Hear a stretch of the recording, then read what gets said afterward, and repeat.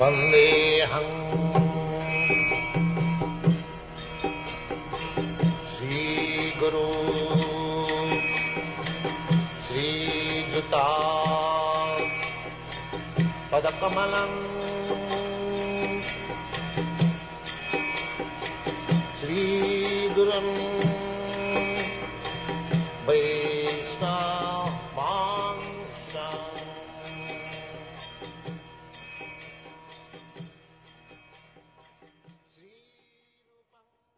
Quatrième chapitre.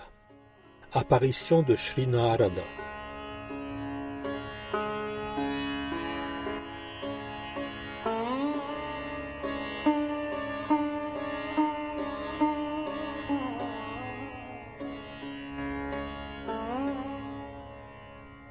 Vyasadev dit: après que tous ont entendu les propos de Sutta Goswami, Shonaka Muni, l'aîné, le maître en érudition, à la tête de tous les rishis engagés dans l'accomplissement du long sacrifice, commence sa louange.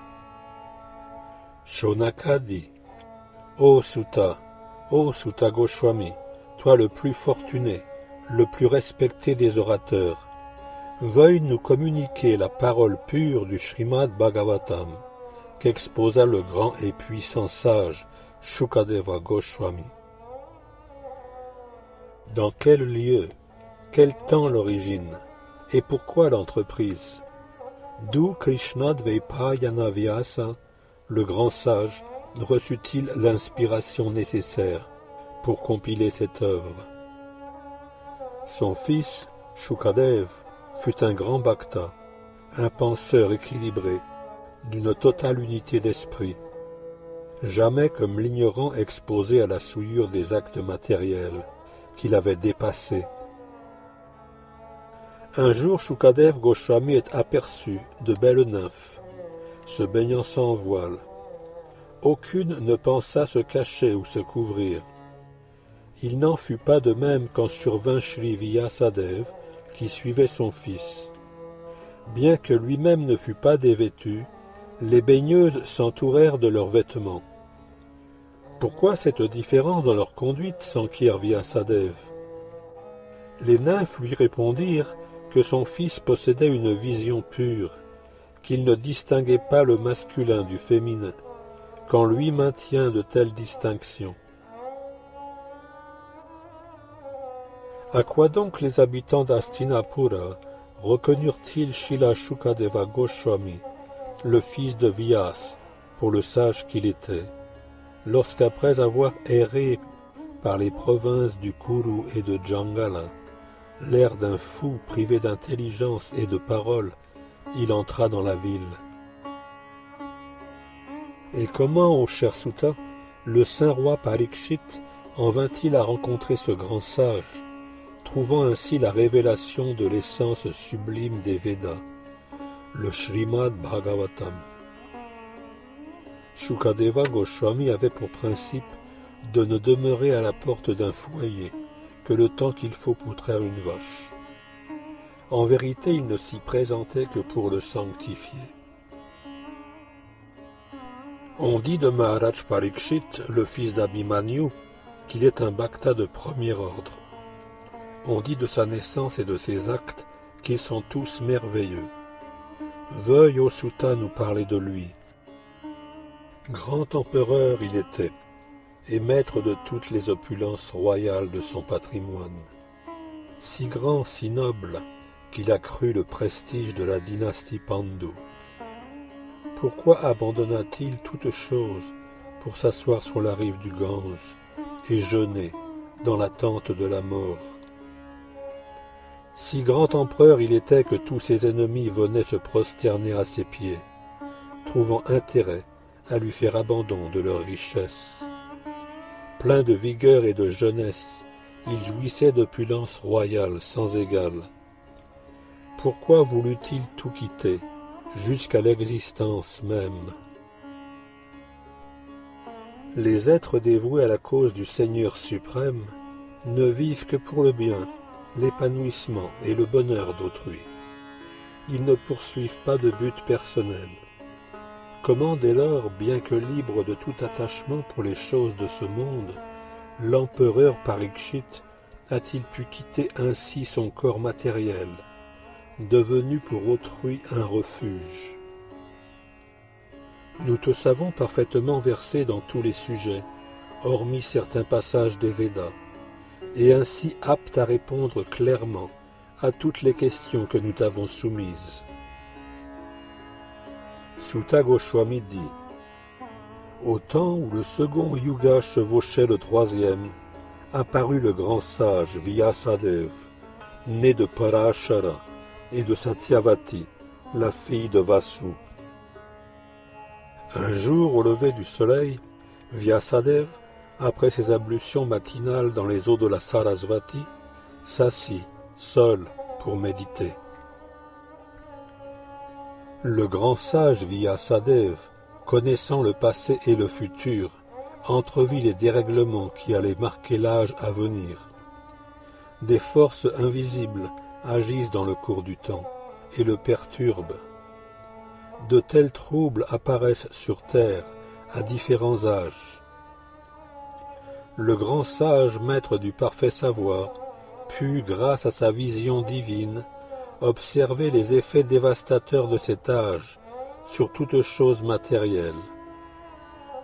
Il put également comprendre que les hommes dans leur masse, incroyants, infortunés, d'intelligence faible, y verraient se réduire la durée de leur vie, et par défaut de vertu l'impatience les rongeait. Il médita donc sur le moyen de servir l'intérêt de tous les hommes, quel que soit leur varna et ashram. Il considéra que les sacrifices védiques représentent le moyen par quoi les hommes peuvent sanctifier leurs occupations. Et pour en simplifier l'exécution, il divisa le Veda originel en 4 parties, pour être disséminé parmi les hommes. Le Veda originel, source du savoir, fut divisé en 4 parties. On dit cependant de l'Itihasa et des Puranas, formés de récits historiques avérés, qu'il constitue le 5e Veda. Le Veda divisé en 4 parties, Paila Rishi devint le maître du Rig Veda, Jaimini maître du Sama Veda, et Vaishampayana celui du Yajur Veda, qui fit d'ailleurs sa gloire propre. Le sage Angira Sumantumuni, à la dévotion fervente, se vit confier la Tarva Veda, et mon père Romaharshan reçut la charge des Puranas et des documents historiques. Et tous ces sages érudits remirent ensuite à leurs nombreux disciples, lesquels firent de même pour leurs propres disciples, et ainsi de suite, chacun le Veda qui lui avait été confié, d'où l'apparition de diverses lignées dans la tradition védique. Ainsi le grand sage Vyasadeva, plein de bonté envers les masses enténébrées, mit en forme les Védas, de telle sorte que même les hommes à l'intellect moins développé puissent en assimiler le message. Dans sa grande compassion, l'illustre sage jugea bon de compiler le grand récit historique du Mahabharata pour permettre aux femmes, aux Shudras et aux proches des 2 fois nés d'atteindre le but ultime de l'existence. Il avait donc agi pour le bien absolu de tous les hommes, et pourtant, ô Brahmana 2 fois né, son mental ne trouvait toujours pas la paix. Ainsi, le sage au cœur insatisfait se prit à réfléchir, car il connaissait l'essence de la spiritualité, et pensa en lui-même: j'ai, en suivant une discipline sévère, respecté sans prétention le culte des Védas, des maîtres spirituels et de l'autel du sacrifice.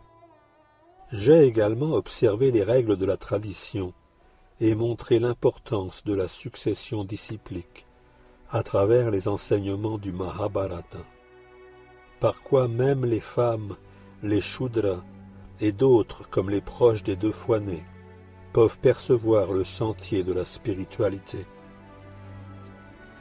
Bien que je satisfasse à toutes les exigences des Védas, je sens encore en moi un vide. Peut-être n'ai-je pas suffisamment insisté sur la pratique du service de dévotion, si cher aux êtres accomplis, comme au Seigneur infaillible. Comme Krishnadvaipaya Vyas, comme nous l'avons vu, s'inquiétait de ses faiblesses, voici que Narada arriva devant sa chaumière, sur la rive de la Sarasvati. Au moment propice de l'arrivée de Shri Narada, Shivyasadev se leva respectueusement et lui offrit son culte avec la même vénération que l'on porte à Brahmaji, le Créateur.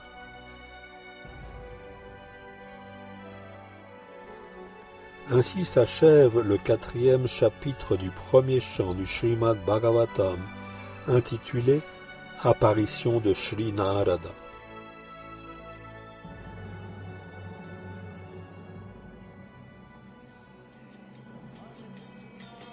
Hare Krishna,